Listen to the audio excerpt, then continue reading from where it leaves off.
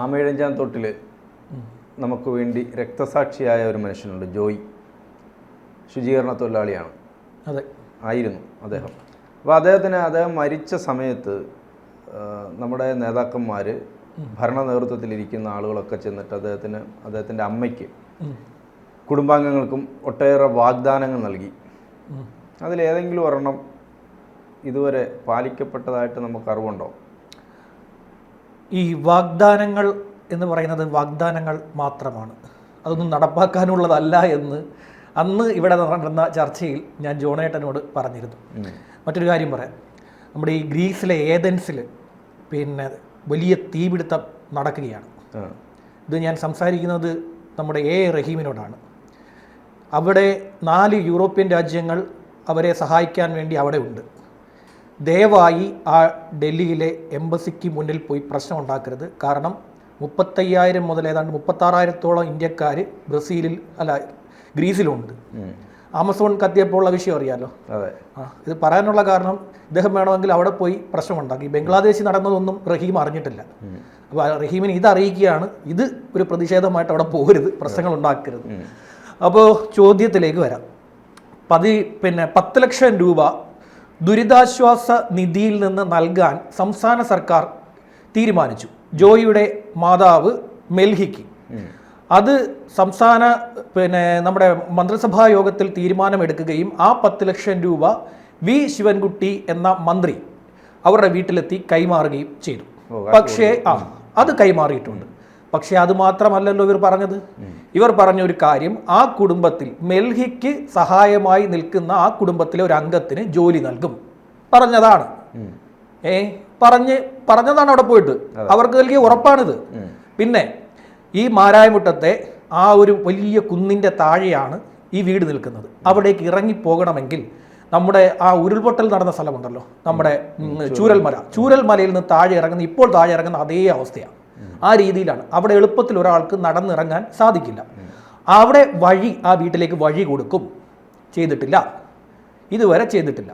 പിന്നെ ഇവിടുത്തെ മേയർ ആര്യ രാജേന്ദ്രൻ അവിടെ പോയി വിങ്ങിപ്പൊട്ടി വൻ അഭിനയം കാഴ്ചവെച്ച് നടി ഉർവശിയെ വരെ വെല്ലുവിളിച്ച ഈ മേയർ അവരുടെ മാതാവായിട്ടുള്ള മെൽഹിക്ക് കൊടുത്ത വാഗ്ദാനം അവർക്ക് അടച്ചുറപ്പുള്ള വീട് വെച്ച് നൽകും, ചെയ്തിട്ടില്ല. അതിന് സ്ഥലം കണ്ടെത്തുമെന്ന് പറഞ്ഞു, ചെയ്തിട്ടില്ല. ഇത് അവിടെ പോയി വാഗ്ദാനം പറഞ്ഞതിന് പോരാതെ ഈ മേയർ ആര്യ രാജേന്ദ്രൻ ഇവിടുത്തെ തിരുവനന്തപുരം നഗരസഭയിൽ സ്പെഷ്യൽ കൗൺസിൽ വിളിച്ചു ചേർക്കുകയും സ്പെഷ്യൽ കൗൺസിലിൽ ഈ തീരുമാനം എടുക്കുകയും അവിടുത്തെ ബന്ധപ്പെട്ട MLAയുമായി ചേർന്ന് നിന്നുകൊണ്ട് സ്ഥലം കണ്ടെത്തി വീട് വയ്ക്കാൻ തീരുമാനം എടുക്കുകയും ചെയ്തു. എവിടെ പോയി മേയർ ആര്യ പറയണം, ആര്യ മറുപടി നൽകണം. അവിടെ പോയി വലിയ ഇതെന്തായിരുന്നു, ഭയങ്കര അഭിനയമായിരുന്നല്ലോ. ഞാൻ അന്നേ പറഞ്ഞ ഒരാൾ അഭിനയിക്കുകയാണെന്ന്. അവരുടെ ഈ ഉടായിപ്പുകൾ ഇത് കുറേ എണ്ണം ഉണ്ട്.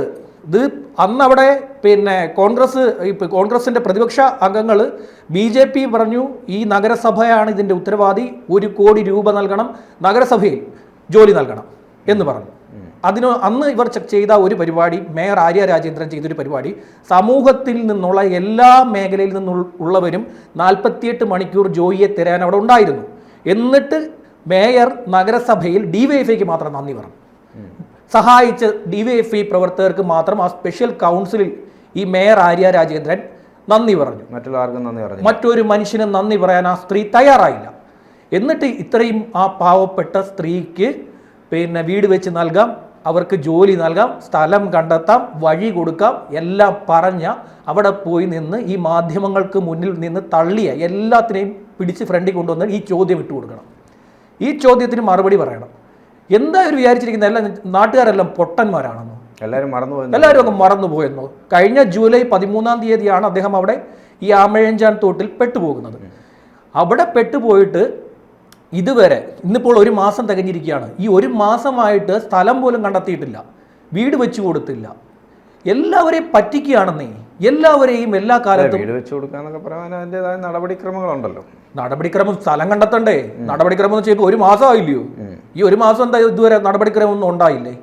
അവർക്കല്ലെങ്കിൽ ആ മെൽഹിക്ക് മറുപടി കൊടുക്കട്ടെ, നിങ്ങൾക്കിതാ ഞങ്ങളിങ്ങനെ നടപടിക്രമം നടന്നുകൊണ്ടിരിക്കുകയാണെന്ന്. ഇന്ന് ആ അമ്മ അവിടെ നിന്ന് പറയുന്നു ഇവർ പറഞ്ഞ് പാലിച്ചില്ല, 10 ലക്ഷം രൂപയും കൊടുത്ത് ഇവർ മുങ്ങി, തിരിഞ്ഞു നോക്കിയില്ല. ഇവരിങ്ങനെയാണെന്നേ, ഇവർ സർവത്ര ഉടായിപ്പ് തട്ടിപ്പ് വെട്ടിപ്പുമായിട്ടാണ് ഇങ്ങനെ കാര്യങ്ങളെ ഇങ്ങനെ മുന്നോട്ട് കൊണ്ടുപോയിക്കൊണ്ടിരിക്കുന്നത്. ഇത് പറയുമ്പോൾ നമ്മളെല്ലാവരും, ഇവരുടെ വിചാരം നമ്മളെല്ലാവരും ഇത് കേട്ടിട്ട് നമ്മളങ്ങ് മറന്നു പോകുമെന്ന്. പക്ഷേ അങ്ങനെയല്ലല്ലോ, നമ്മൾ ഓർത്തു വെക്കും. ഇതുവരെ കുറച്ച് കാലം മുമ്പ് ഇവർ ചെയ്യുന്നൊരു പരിപാടി ഇവർ പറഞ്ഞിട്ട് ആ സമയത്ത് വന്ന് മീഡിയയുടെ മുന്നിൽ വലിയ അഭിനയം നടത്തിയിട്ട് ഇവർ മുങ്ങിക്കളയും. അത് കഴിഞ്ഞാൽ പിന്നെ ഇവർ പാലിക്കില്ല.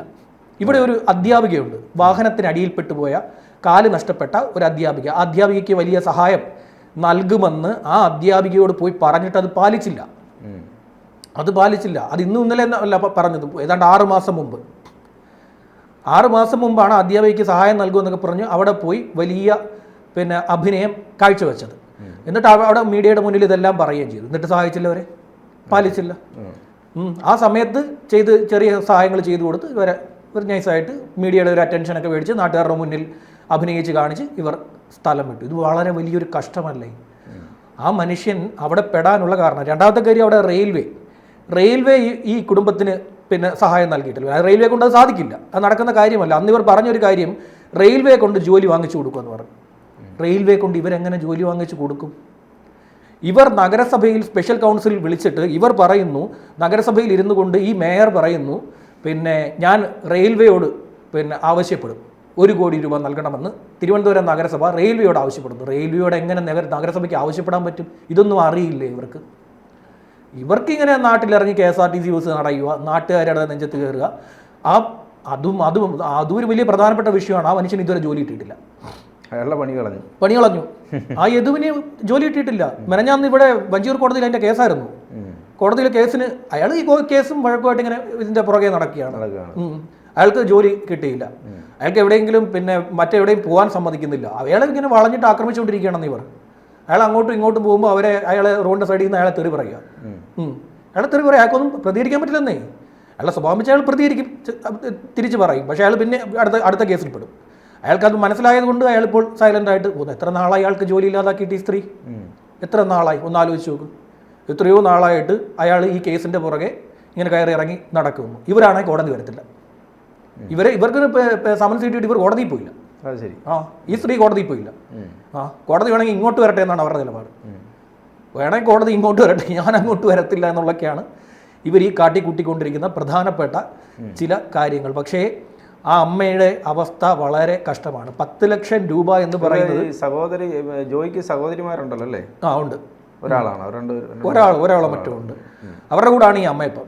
മറ്റേ വീട്ടിൽ നിന്ന് അവർ മാറി താമസിക്കുകയാണ്. പക്ഷെ അവർക്ക് നമ്മൾ പറയുമ്പോഴത്തേക്ക് ഇവിടുത്തെ മീഡിയ എല്ലാം റിപ്പോർട്ട് ചെയ്ത് ജോയിയുടെ കുടുംബത്തിന് വലിയ സഹായം പ്രഖ്യാപിച്ച സംസ്ഥാന സർക്കാർ എന്നൊക്കെ പറഞ്ഞ് വലിയ ഇത് പറഞ്ഞതല്ലേ. ദേശാഭിമാനി എഴുതി പിടിപ്പിച്ചതാ. വലിയ ഒരു പേജ് നിറയെ ദേശാഭിമാനി എഴുതി പിടിപ്പിച്ചു. ജോയിക്ക് സഹായം, റെയിൽവേ തിരിഞ്ഞു നോക്കിയില്ല, ജോയിക്ക് ഇതിൻ്റെ സഹായം, സംസ്ഥാന സർക്കാരിൻ്റെ സഹായം, തിരുവനന്തപുരം നഗരസഭ ജോയിക്ക് വീട് വെച്ച് നൽകാൻ തീരുമാനമെടുത്തു. ഇതൊക്കെ വലിയ തലക്കെട്ടിൽ അടിച്ചു വെച്ചതാണ് ഇവിടെ. ഇതൊന്നും പാലിക്കപ്പെടാതെ ഇങ്ങനെയുള്ള കാര്യങ്ങളുമായിട്ട് ഇങ്ങനെ മുന്നോട്ട് പൊയ്ക്കൊണ്ടിരിക്കുകയാണ്. ഈ 10 ലക്ഷം രൂപ കൊടുത്തു എന്ന് പറയുമ്പോൾ ആ 10 ലക്ഷം രൂപ കൊണ്ട് എന്ത് ചെയ്യാൻ പറ്റും? നമ്മുടെ ഇപ്പോഴത്തെ ഈ ചെലവും കാര്യങ്ങളും വെച്ച് ആ സ്ത്രീക്ക് എത്ര കാലം ജീവിക്കാൻ പറ്റും? ആ സ്ത്രീ അന്ന് അവർ പറഞ്ഞ കാര്യം എന്തറിയാം? ഈ ജോയി മിസ്സിംഗ് ആയിട്ട് വൈകിട്ട് ആഹാരം മേടിച്ചുകൊണ്ട് വരാമെന്ന് പറഞ്ഞിട്ടാണ് പുലർച്ചെ ഇറങ്ങിപ്പോയത്. പുലർച്ചെ അതും പറഞ്ഞിട്ട് ഇറങ്ങിപ്പോയ ആളാണ്. പിന്നീട് 48 മണിക്കൂർ ആ സ്ത്രീ, ആ അമ്മ, ഈ മകൻ വരും എന്നുള്ള, ആ അമ്മയ്ക്ക് ആകെപ്പാടെയുള്ള കാവലെന്ന് പറയുന്നത് ഇദ്ദേഹം മാത്രമാണ്. ആ വീടിൻ്റെ അവസ്ഥയൊക്കെ വളരെ ഭീകരമാണ്. ആ വീട് കണ്ടിട്ടുണ്ടോ? ഇടിഞ്ഞു പൊളിഞ്ഞ് ഏത് സമയവും തറയിൽ വീഴാവുന്ന ഒരു വീട്. അതിലൊരു ചെറിയൊരു തടി എടുത്തു വെച്ചാണ് അതിൻ്റെ കഥകൾ. തടി എന്ന് വെച്ച് കഴിഞ്ഞാൽ അത് ഇത് വെച്ചില്ല, എടുത്തിങ്ങനെ അടച്ചു വെക്കുകയാണ്. അപ്പോൾ അമ്മ അന്ന് അവിടുത്തെ പറഞ്ഞൊരു കാര്യമാണ്, ഈ ജോയിയുടെ ഒരു വലിയ മോഹമാണ് ഈ പറയുന്ന പോലെ അടച്ചുറപ്പുള്ള ഒരു വീട് വേണം എന്നത് അദ്ദേഹത്തിൻ്റെ വലിയ ആഗ്രഹമാണെന്ന്. എനിക്ക് വൈകിട്ട് ആഹാരം മേടിച്ചുകൊണ്ട് വരാം എന്നൊക്കെ പറഞ്ഞാണ് പോയത്. ഇത് ഒഴുകി 1.5 കിലോമീറ്റർ അപ്പുറമാണ് പോയത്. ഇതിൻ്റെ റെയിൽവേയുടെ ഓടയുടെ അടിയിൽ നിന്നും ഇത് ഒഴുകി 1.5 കിലോമീറ്റർ അപ്പുറം പോയിട്ടാണ് ജോയിയുടെ മൃതശരീരം ഇവർ കണ്ടെത്തുന്നത്. അന്ന് NDRF, ഫയർഫോഴ്സ്, നേവിയുടെ ടീം തന്നെ ഇവിടെ എത്തി. പക്ഷെ അവർക്ക് ഇറങ്ങുന്നതിന് മുമ്പ് ബോഡി കിട്ടി. പിന്നെ ഈ നാട്ടുകാർ ഇവരെല്ലാവരും സഹായിച്ചിട്ടുണ്ട്. ഇവർക്ക് ആർക്കും നന്ദിയില്ല, DYFIക്ക് മാത്രം നന്ദി.